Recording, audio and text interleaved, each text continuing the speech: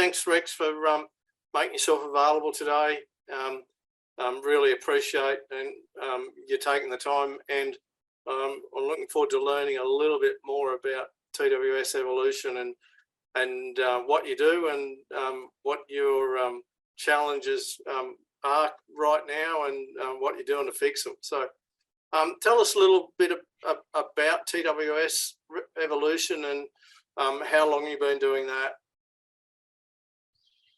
So the TWS takes us back 47 years. The TWS was Ted Wilson and Sons.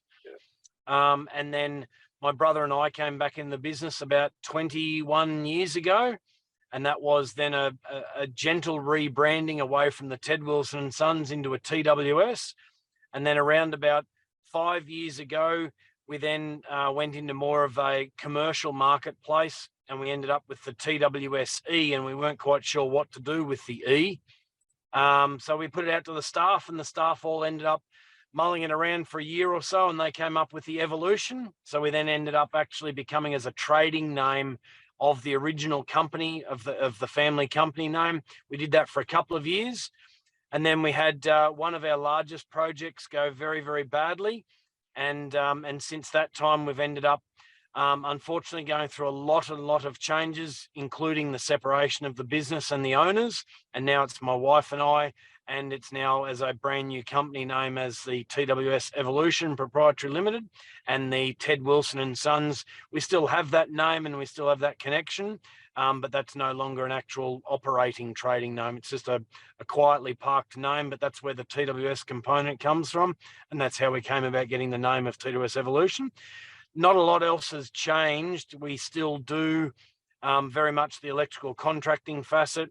On the mechanical factors, it's all about water infrastructure and sewage infrastructure. So we design and construct and maintain chemical dosing, pumping stations, treatment plants, whether it be for aeration for water quality or whether or not it be for raw sewage treatment.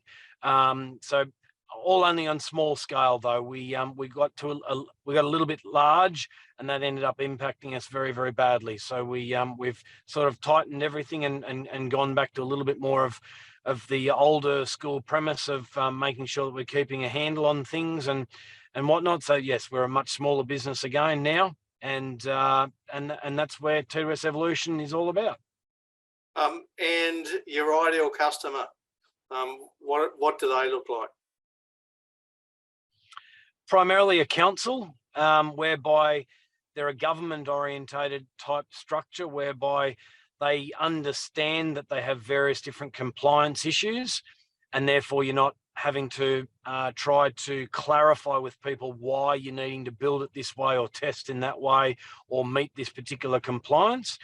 Plus, you know, from a funding perspective, if you are successful, then the funding is a guaranteed premise under the contract requirements. The only difficulty that we have been finding on that front is councils themselves are losing so many knowledgeable staff, and we're getting a lot of people come into the council structure that don't really actually know how to build it or how to operate it. They may know technically on paper how to engineer it, but they don't understand the holistic approach or the big picture. So we are actually struggling a little bit on the council front. We're enjoying things a little bit more on the corporate side of it, whereby we're coming in and perhaps second tier and third tier level, whereby the first tier are the principal contractors, and they're having to deal with all of the consultancy design components and deal with either the councils or the state government departments, and we can then get on with doing our little section of it. So, but very much on the government contract markets, either as a principal contractor or as a subcontractor.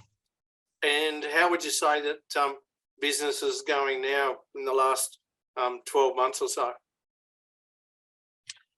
Very much changed, very much in a more positive direction, a lot more clarity.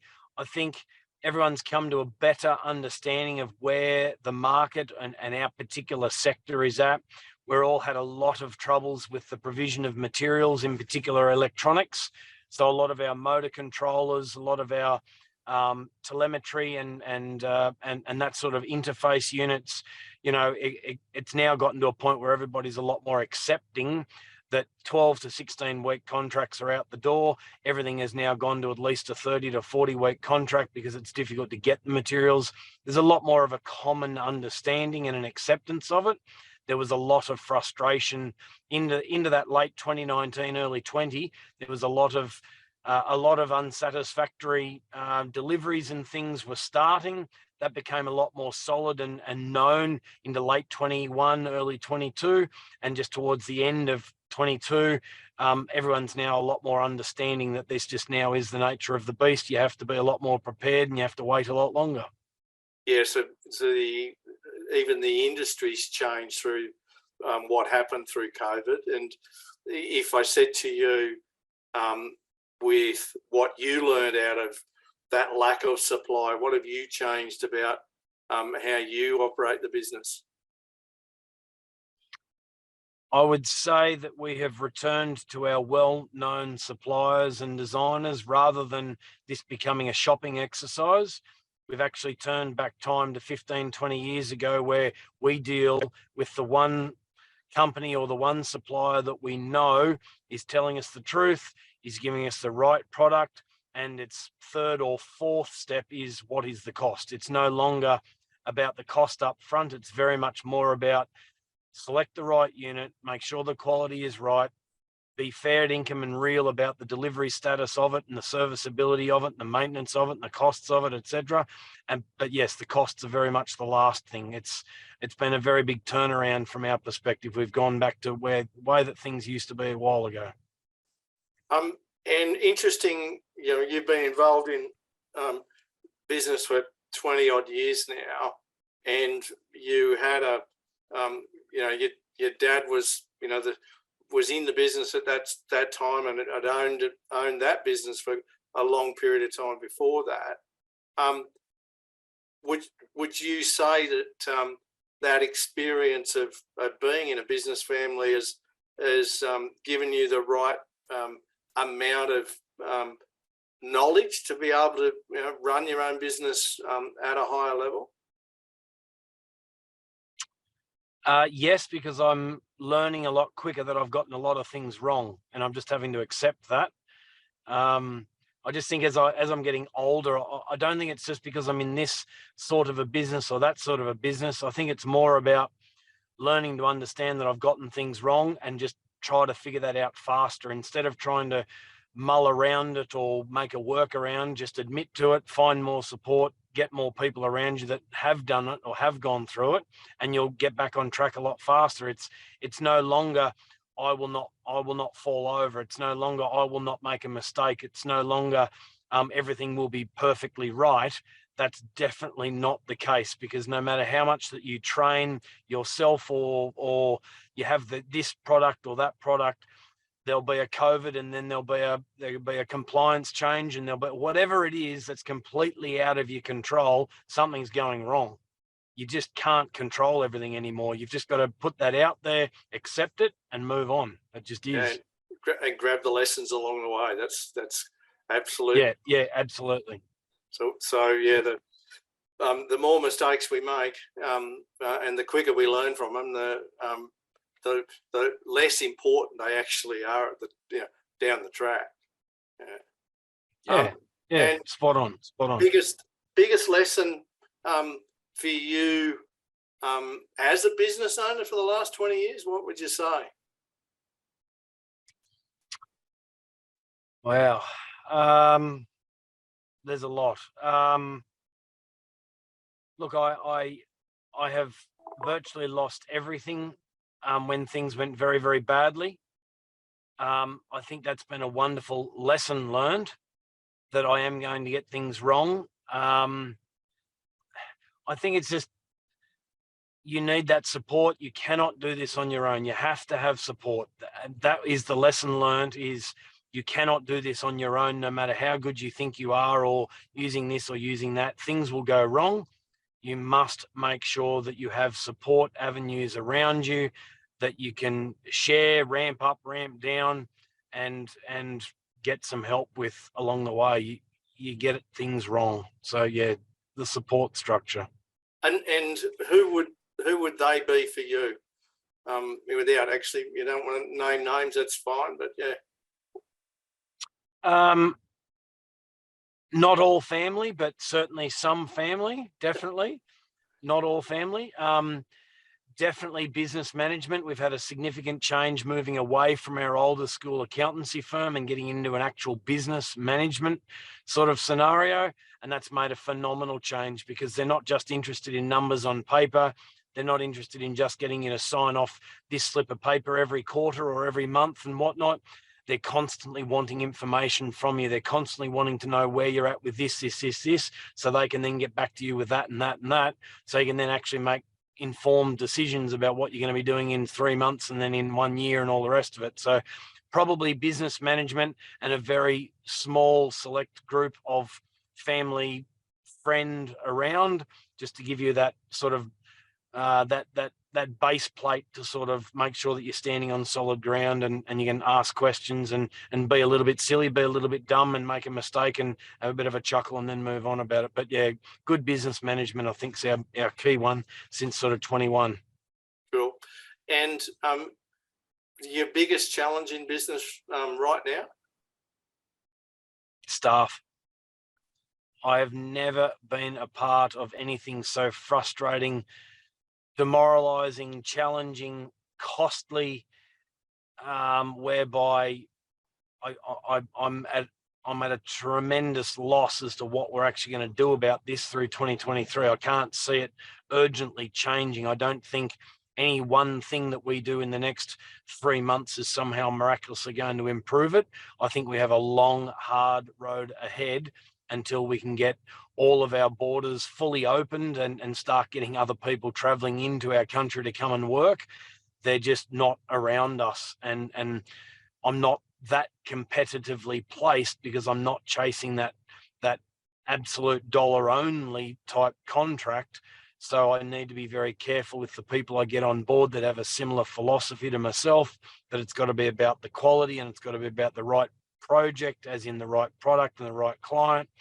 And I'm not chasing the money. That's very much different from where we were before. And that's my sole biggest problem at the moment is staffing. Senior team leaders, all the way through to management and all the way through to the plant and machinery operators. There's not one area that is easy to find a person for, none. And if I said to you, if miraculously the right number of people turned up tomorrow, how many staff would you be looking to employ? 10 straight away. Wow. Yeah. And that would double my workforce. So we are struggling to be 10 now. Yeah. We were 35, and I'm losing them. For one brief moment, I'll have a look at what's happened this year. I just hired a new project, site-specific supervisor. So project-based, travelled, etc. We engaged with this chap from United Arab Emirates. He's on projects over there. He travels the world. His children are all born around the world and those sorts of things. We spend an enormous amount of money, third-party people doing the interview process, narrowing it down. We went back from 36 people back to 12, back to the final 4. I then got introduced. We then did proper interview processes. And this was over 3 months. We ended up making the selection, got this chap on board. He turned up, and in 3 weeks, I finished him up and put him back on a plane, and he was gone. And that, for me, was the better part of $55,000 gone, where I'd paid other people for this process. And I'm understanding that you just can't leave it to other people to do this sort of a senior level engagement once you get to a certain point, because they don't actually understand my business. They don't actually understand what I'm trying to achieve, because they don't ask the questions, because they don't know what questions to ask of me.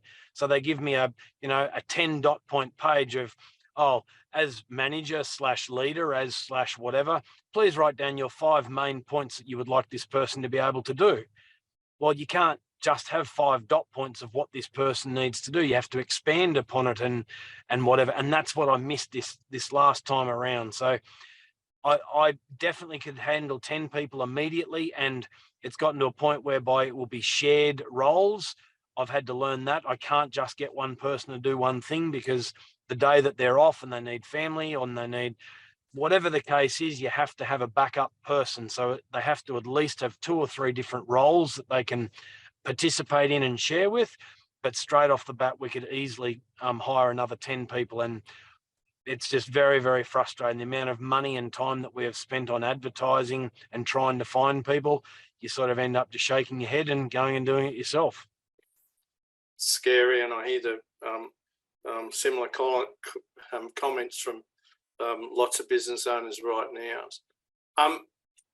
Even allowing for that, what does the future hold for TWS Evolution, 1 year, 5 years from now?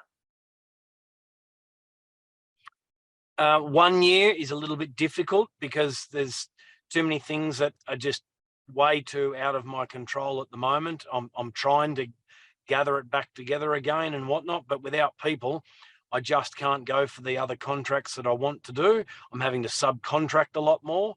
That's probably the biggest frustration, is when we are subcontracting, I'm not building our own business anymore. We're just subcontracting. We're becoming a project management company, and I'm not teaching, I'm not training, we're not learning. Whereas when we were doing this from the get-go, Dad was always, you start packing away the gear into the boxes correctly. You then start onto the shovel and you learn how to look after your shovel, and you learn how to get onto an excavator. You have to learn it from the outset, from every single component. You have to actually learn it. And that's the problem that we're finding, is everybody only wants to do one thing. They all believe that their role is the most important role and they're the most critical staff member. And that's all just rot. Everybody is equal. Everybody is needed just as much as everybody else, from the bottom to the top and in the middle. Everyone is absolutely just as critical as everybody else. We just called something different, and we in the majority do a little bit different things. And that's why I can't say where we're going to be in 1 year, because I'm having to subcontract, and therefore I'm not growing and developing my own people as much as what I want to. Definitely in that 3 year, I want to be back to around that 20, 25 staff. Then we've got our own in-house training again. We're doing our own compliance again. We're doing our own systems integration again, etc. 10 people is just very, very painful. It's way too small. We need to be either 3 or 4 or 5 again, or we need to be 20, 25 again. And that's where we definitely want to be within 3 years. That's where I want to get back to again. And because your council is your local government, and government are your target market, how far are you actually traveling away at the moment? Are you, what's your geographic route? Yep. It is very much first and foremost about the right project. We don't do like when I say, oh, we're away for a year down here and a year down there, we don't physically go to one spot only for a year. At any given time, we've got at least 5 or 6 or 7 or 8 different projects at various different stages. But last year we were in Yass for virtually all of the year, building a greenfield sewage pumping station and transfer pipeline and a telemetry upgrade for council. At the same time, we spent about 6 months down at Bermagui doing an integrated waste management system upgrade on their new sewage treatment plant inlet works. At the same time, we were doing bore testing for one of the local mines that are in a very preliminary stage at the moment. At the same time, we're out at Dubbo building 5 pumping stations. So you travel, but it's all about, is it the right job? Is it something that we have the skill set to be able to charge more money for? Are they a good client? In other words, they understand what they're getting from us and they're going to pay us as required. So we are all around the place. We're quoting at the moment at Collarenabri. We're quoting at the moment at Goulburn. We're quoting the right jobs in the right locations, because I don't mind where we go. It's all only travel. You can get anywhere in 5 or 6 hours of drive. And if you can't get there in that in drive, then we're very lucky. It's becoming a lot more affordable to hire a small 4-seater plane, and you can have people there in 2 hours, what would have been an 8-hour drive before. So from that perspective, it's actually getting a lot easier to get around. It's not such a big traveling problem, but we are very much Western and regional New South Wales. We were South Coast, and that was for about 6 years, 7 years. But we won't be going back down there in a hurry. That was where our one project went very, very wrong, and we've still got a little bit of sore spots to cover over and regrow again down there. And the amount of tendering you're doing currently, is that strong? There's a lot available. It's a case of I just don't have enough time. I should be spending more time doing it. We're probably down about 25% in the quantity of the tenders at the moment than what we should be doing. There's a lot of work opportunities out there, and there's less competition. That's the other thing, because a lot of businesses are falling over. They are really doing it very, very hard in our particular market, whereby they can't get staff, or they can't get a particular product, and they don't know where to chase it from, or how to do a lot more of this themselves or that by others, etc. And there's a lot of businesses very similar to our marketplace that are struggling. So there's less competition, there's plenty of work, but you just can't get anyone to do it. Yeah, frustrating is the right word. Yes, yeah, very much so.